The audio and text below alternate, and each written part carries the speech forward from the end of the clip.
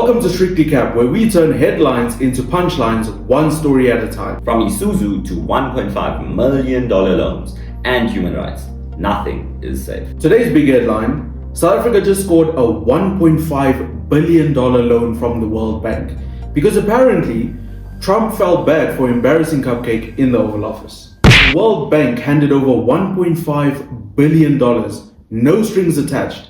So I guess you could say they were smashing just for the money.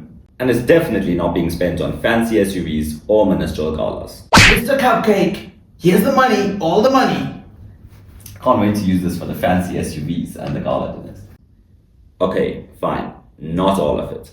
Officially, it's for energy, transport, and making South Africa a low-carbon motherland. Apparently, this is a development policy loan, not for digging or building, but to set policy reform in motion.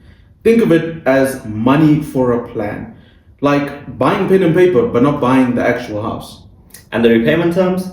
A cool 3-year grace period, because apparently even our economy needs a vacation. It then eases in over 16 years at 1.49%. Fancy finance? Yes.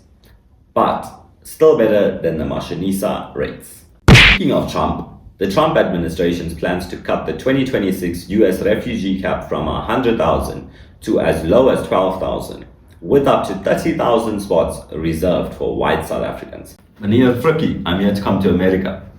Kan jy Afrikaans praat?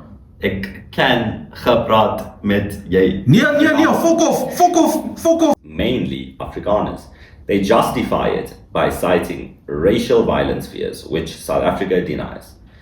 Critics call it racially biased and note that refugee support has been poor, with only 93 arrivals by early August.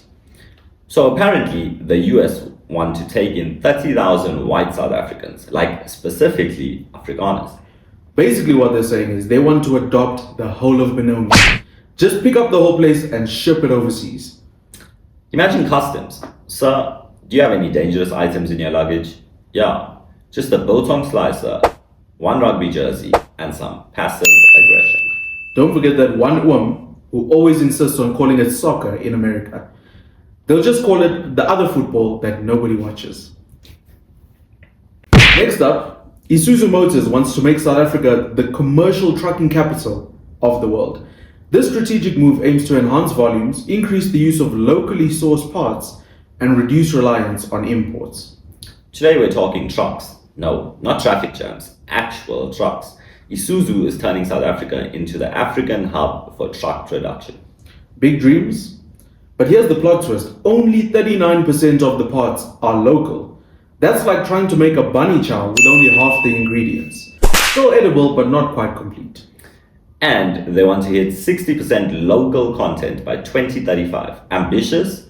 Or just a polite way of saying, we'll see you in 12 years if the tires arrive.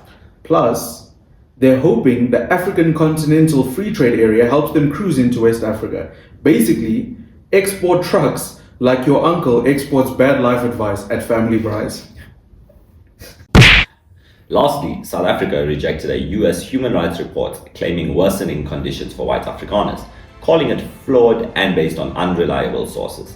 Tensions with the US have risen due to tariffs, aid freezes, and refugee policies. Oh, and America's accusing us of human rights issues.